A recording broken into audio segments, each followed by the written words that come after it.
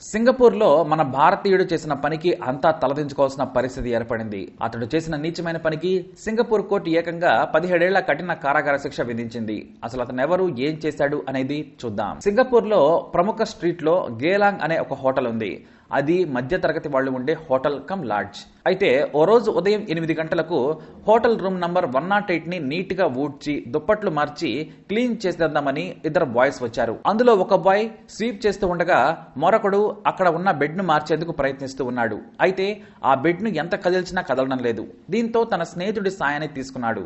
ఇద్దరు కలిసి ముందుకు నెడుతున్నా బెడ్ కదలడం లేదు. దీంతో ఏదైనా ఉందా అని బెడ్ కిందకు తొంగి చూశారు. ఇంకేముంది, పెద్దగా అరుచుకుంటూ ఆ హోటల్ ఓనర్ ని పిలుచుకొచ్చారు.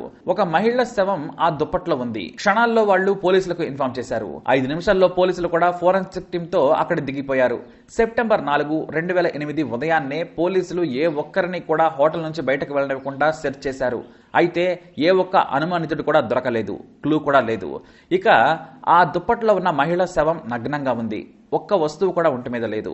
బట్టలు, పర్సు ఒకటేమిటి, కనీసం ఒంటి మీద డ్రెస్ కూడా లేకుండా బెడ్ కింద చుట్టి ఉండడం సింగపూర్ పోలీసులకు ఆశ్చర్యం కలిగించింది. ఇక ఆమె ఎవరు, ఏమిటి అనేది తెలుసుకోవాలన్నా, ఆ డేటా మొత్తం తెలియాలి అన్నా కూడా రోజులు పట్టేలా ఉంది. పైగా ఆమె శరీరం నీలం రంగులోకి మారిపోయింది.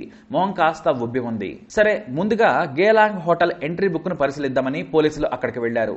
ఆ రోజు రాత్రి తమిళనాడుకు చెందిన సామి అనే వ్యక్తి తన గర్ల్ ఫ్రెండ్ తో వచ్చినట్లు రికార్డ్ బుక్ లో రాసి ఉంది. పైగా సీసీటీవీ కెమెరాల్లో అతని వీడియో కూడా రికార్డ్ అయి ఉంది. అయితే పోలీసులు అక్కడ ఒక పని చేశారు. అక్కడ సామి ఇచ్చిన అడ్రస్ తో పాటు ఫోన్ నంబర్ కూడా ఉంది. కానీ పోలీసులు అతడికి ఫోన్ చేయలేదు. డైరెక్ట్ గా అతను పనిచేసే చోటుకి వెళ్లిపోయారు. ఎట్టకేలకు సామిని పట్టుకున్నారు. నువ్వు నిన్న రాత్రి గేలాంగ్ హోటల్ కు అమ్మాయితో వెళ్లావా అని సామిని పోలీసులు ప్రశ్నించారు. అవును అన్నాడు సామి. ఇంకేమీ చెప్పకుండా యు ఆర్ అండర్ అరెస్ట్ అన్నారు. మరోవైపు స్వామి నేనేం చేశానో చెప్పాలని పోలీసులను వేడుకున్నాడు. ఆ తర్వాత డిమాండ్ చేశాడు. చెబుతాం పదా అన్నారు పోలీసులు తన స్టైల్లో. ఇంతలో ఆ కంపెనీ మేనేజర్ వచ్చి పోలీసులను అడ్డుకున్నాడు. అసలు చేసిన నేరమేంటో చెప్పకుండా ఎలా తీసుకువెళ్తారు? ఇష్టం వచ్చినట్లు అరెస్టు చేయడానికి వీలులేదు. కావాలంటే నేను ష్యూరిటీ ఉంటాను. మా లాయర్తో పాటు నేను స్వామి స్టేషన్కు వస్తాం, పదండి అని అన్నాడు. ఇక మేనేజర్ మాటలకు కాస్తంత కూలైన సింగపూర్ క్రైమ్ బ్రాంచ్ పోలీసులు ఇతనితో పాటు లాడ్జికు వచ్చిన అమ్మాయి చనిపోయింది, ఎంక్వైరీ కోసం తీసుకెళ్తున్నామని మేనేజర్ కు చెప్పి అక్కడి నుంచి తీసుకెళ్లారు. కావాలంటే లాయర్తో రమ్మని మేము వెళ్తున్నామని చెప్పి అక్కడి నుంచి వెళ్లిపోయారు. స్వామిని స్టేషన్ కు తీసుకువెళ్లి పోలీసులు విచారించడం మొదలుపెట్టారు. అసలు ఆ అమ్మాయిని ఎందుకు చంపావు, ఆమె బట్టలేం చేశావు, ఆ అమ్మాయి పేరేంటని గట్టిగా నిలదీశారు. సామి షాక్ అయ్యాడు. నా గర్ల్ ఫ్రెండ్ చనిపోవడం ఏంటి? నేను రాత్రి నా గర్ల్ ఫ్రెండ్ ని గేలాంగ్ హోటల్ కి తీసుకువెళ్ళింది నిజం. రాత్రంతా మేం అక్కడే గడిపాం. మేం పెళ్లి చేసుకోబోతున్నాం. మీరు అనుకున్నట్లుగా తప్పుడుగా పనిచేయడం కోసం మేం లాడ్జికి వెళ్లలేదు. నాకు కాబోయే భార్య తను. అందుకే మేము ఇద్దరం కలిసే వెళ్ళాం, కలిసి వచ్చాం అంతే అని అన్నాడు.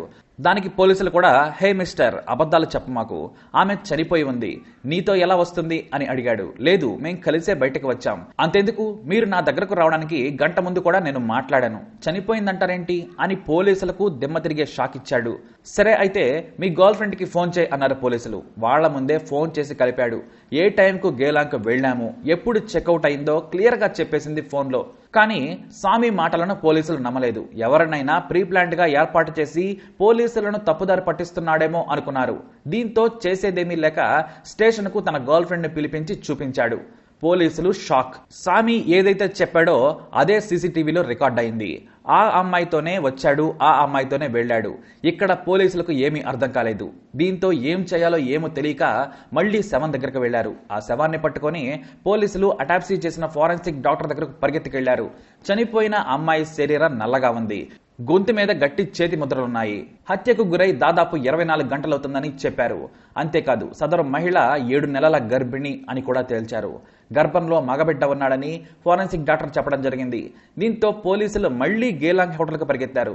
గదిని క్షుణ్ణంగా పరిశీలించగా బాత్రూమ్ లో టాయిలెట్ బేసిన్ వెనకాల ఒక చిన్న టైల్ లూజ్ గా కనిపించింది. ఇక దానంతా కాస్తంత క్లీన్ గా తీయగా అందులో మహిళ పర్సు, ఇన్నర్ వేర్, ఇతర వస్తువులు అన్నీ ఉన్నాయి. దానితో పాటే పాస్పోర్ట్ కూడా లభించింది.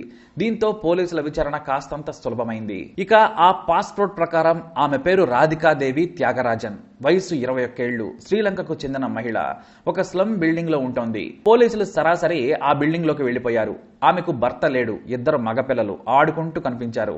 వ్యభిచారం చేస్తూ జీవనం సాగిస్తోందని పోలీసులు మొత్తానికి తేల్చారు. ఇక మరోవైపు లాగిన్ బుక్ ని, సీసీటీవీ కెమెరాలను బాగా పరిశీలించగా సామి రాక ముందు రోజే ఉదయం పూట ఒక వ్యక్తి రాధికాదేవితో కలిసి రూమ్ నంబర్ 108 లోకి వచ్చాడు. అతని ఫోటో డేటా ప్రకారం ఇండియాకు చెందిన మాధురి జయచంద్రారెడ్డిగా తేల్చారు. అంటే వచ్చింది సామి కాదు. ఇక పాస్పోర్ట్ ద్వారా రాధికాదేవి కాల్ డేటాను పరిశీలించగా జయచంద్రారెడ్డి కాల్ లిస్ట్ మొత్తం బయటపడింది. అంతేకాదు, వెళ్తూ వెళ్తూ రాధికాదేవి ఫోన్ కూడా తీసుకెళ్లినట్టున్నాడు. పోలీసులు ట్రేస్ చేసినప్పుడు ఆ విషయం కూడా బయటపడింది. లొకేషన్ ద్వారా జయచంద్రారెడ్డి ఎక్కడ ఉంటాడో పసిగట్టి అతని వివరాలను చాలా రహస్యంగా సేకరించారు పోలీసులు. అయితే వారికి తెలిసింది ఏమిటంటే అతను ఒక ఫేమస్ కంపెనీలో జాబ్ చేస్తూ ఉన్నాడు. ఇక అక్కడ నుంచి కంపెనీకి బయలుదేరినట్లుగా కూడా పోలీసులు ఎంక్వైరీ చేశారు. ఇక మరో పోలీస్ టీం చంద్రారెడ్డి పనిచేసే చోటకు వెళితే ఇంకా షిఫ్ట్ కు రాలేదని కంపెనీ సెక్యూరిటీ గార్డ్ చెప్పాడు. వాస్తవానికి ఆ కంపెనీలోకి వెళ్లాలంటే ప్రతి వ్యక్తికి యాక్సెస్ కార్డు కావాలి. ఆ కార్డు ఉంటేనే డ్యూటీలో జాయిన్ అయినట్లు అటెండెన్స్ పడుతుంది. ఇక పోలీసులు అతని యాక్సెస్ కార్డును డీయాక్టివేట్ చేయించారు. విషయమంతా మేనేజ్మెంట్ కు చెప్పారు. మధ్యాహ్నం 2 గంటలకు తన షిఫ్ట్ కు వచ్చిన జయచంద్రారెడ్డి తన యాక్సెస్ కార్డ్ ని కంప్యూటర్ సెన్సార్ కు దగ్గరకు పెట్టగానే డీయాక్టివేటెడ్ అని చూపించింది. దీంతో సెక్యూరిటీ గార్డ్ అతన్ని పిలిచి ఒక గదిలో కూర్చోబెట్టాడు. ఒక 5 మినిట్స్ కూర్చోండి సార్, మీకు యాక్సెస్ ఇస్తానన్నాడు ఆ సెక్యూరిటీ గార్డ్. ఈ లోపు పక్కనే కాపు కాసిన పోలీసులకు ఫోన్ చేయడంతో వేగంగా వచ్చిన క్రైమ్ బ్రాంచ్ పోలీసులు జయచంద్రారెడ్డిని అరెస్ట్ చేసి పారేశారు. ఆ వెంటనే అతడికి సీన్ మొత్తం అర్థమైపోయింది. ఎంక్వైరీ చేయగా ఎలాంటి బాధ లేకుండానే తాను చంపినట్లుగా పోలీసుల ముందు ఒప్పేసుకున్నాడు. అంతేకాదు, రాధికాదేవిని చంపిన తర్వాత అదే బెడ్ మీద మరో మహిళతో శృంగారం కూడా చేశానని, సాయంత్రానికి ఇంటికి వెళ్లానని చెప్పాడు. అయితే అసలెంతకీ రాధికాదేవిని ఎందుకు చంపావు అంటే, రాధికాదేవి వ్యభిచారి. ఆమెతో గేలాంగ్ లో 2 సార్లు ఆల్రెడీ గడిపేశాడు. ఆమెకు ఎప్పుడు డబ్బులు అవసరం వచ్చినా రమ్మంటుంది.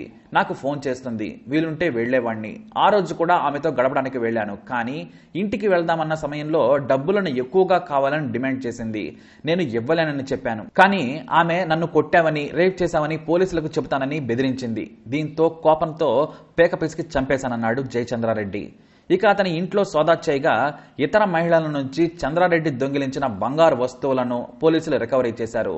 ఇక ఫింగర్ ప్రింట్స్ తో పాటు రాధికాదేవి హత్యకు గురైన తర్వాత నిందితుడు వాడిన ఫోన్ ను కూడా కోర్టులో సబ్మిట్ చేశారు.